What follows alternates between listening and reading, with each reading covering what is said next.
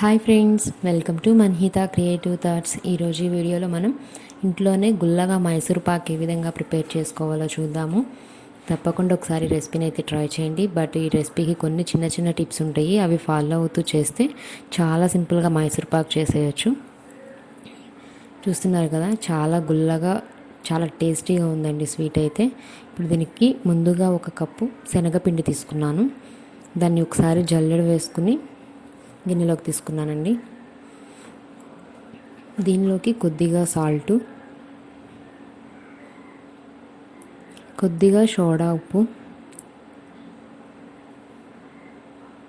ఇవి రెండు వేసుకుని ఒకసారి మిక్స్ చేసుకోవాలి. అవి రెండు కూడా మనకి శనగపిండిలో బాగా కలిసేలాగా కలుపుకోవాలి. ముందుగా స్టవ్ మీద బాండీ పెట్టుకుని దానిలోకి షుగర్ వేసుకుంటున్నాను.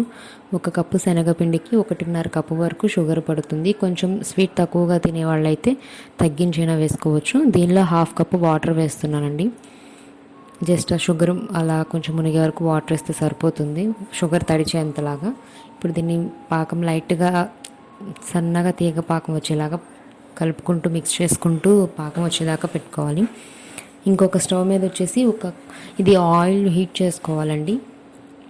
1 కప్పు నెయ్యి, 1 కప్పు నూనె తీసుకోవాలి. బట్ నా దగ్గర కొంచెం నెయ్యి తక్కువగా ఉంది, సో ఆ క్వాంటిటీ కూడా ఆయిలే తీసుకున్నాను.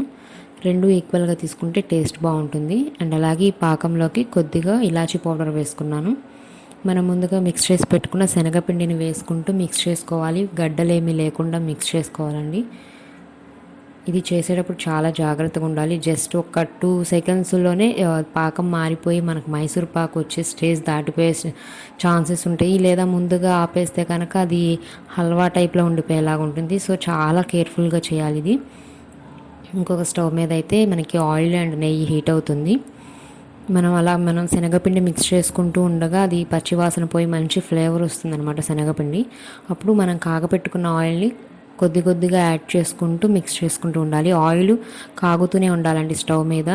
ఒక పక్కన ఆయిల్ కాగుతూనే ఉండాలి, అది వేస్తూ మనం శనగపిండిని కూడా మిక్స్ చేస్తూ ఉండాలి. చూసారు కదా, మనం ఆయిల్ వేయగానే అది నురగలాగా వస్తుంది. సో అలా వస్తూ ఉంటుంది. వేసిన ఆయిల్ అంతా కూడా అబ్జర్వ్ చేసేసుకుంటుంది శనగపిండి. చూసారు కదా, ఇది కొద్ది మనం ఆయిల్ వేసి మిక్స్ చేస్తున్నప్పుడు తీసేసుకుంటుంది. తర్వాత ఏంటంటే ఇది ఆయిల్ వదిలేస్తూ ఉంటుంది. అండ్ అలాగే ఇది బబుల్గా వచ్చినప్పుడు స్టవ్ వెంటనే ఆఫ్ చేసేసుకోవాలి. ఆల్రెడీ మనం ముందుగానే ప్లేట్కి నెయ్యి అప్లై చేసి పెట్టుకోవాలండి, ఎందుకంటే పాకం వితిన్ మినిట్స్లో మారిపోతుంది. సో ఇది కొంచెం బబుల్స్గా ఉంటుంది. ఆ స్టేజ్లో స్టవ్ ఆఫ్ వేసుకుని మనం ఆల్రెడీ నెయ్యి గ్రీస్ చేసి పెట్టుకున్న ప్లేట్లోకి తీసేసుకోవాలి. చాలా కేర్ఫుల్గా చేయాలండి. కొంచెం పాకం ముదిరితే పొడిలాడిపోతుంది మైసూర్ పాకు, లేదంటే మన హల్వా టైప్లో ఉండిపోతుంది. సో కేర్ఫుల్గా చేయండి. ఇది కొంచెం వేడిగా ఉన్నప్పుడే మనం పీసెస్ లాగా కట్ చేసుకోవాలి. చల్లారిన తర్వాత అయితే పీసెస్ కట్ అవ్వండి, విరిగిపోతుంది మైసూర్ పాకు. సో కొంచెం వేడి మీదే పీసెస్ కట్ చేసేసుకోవాలి. తప్పకుండా ఈ రెసిపీని ట్రై చేయండి. అండ్ అలాగే ఈ వీడియో కనుక మీకు నచ్చినట్లయితే తప్పకుండా లైక్ చేయండి, షేర్ చేయండి, సబ్స్క్రైబ్ చేయడం మాత్రం మర్చిపోకండి. చూసారు కదా, మైసూర్ పాక్ అయితే చాలా గుల్లగా అంతే టేస్టీగా ఉంది. తప్పకుండా రెసిపీని ట్రై చేయండి.